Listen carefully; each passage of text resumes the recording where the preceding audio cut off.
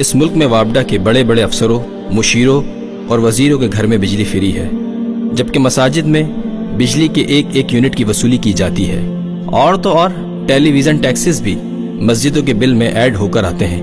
اسلامی جمہوریہ پاکستان میں موجود کچھ مساجد ایسی بھی ہیں جہاں 5000 کا بل آ جائے تو مساجد میں 4 دن چندے کے اعلان کیے جاتے ہیں اور بجلی کے بل اتارے جاتے ہیں، اور بل نہ دینے کی صورت میں ان مساجد کے میٹر کی لائن بھی کاٹ دی جاتی ہے، اور نمازی جن میں بزرگوں کی تعداد قدرے زیادہ ہوتی ہے وہ مجبور ہوتے ہیں نماز اور عبادات انہی حالات میں قائم رکھیں۔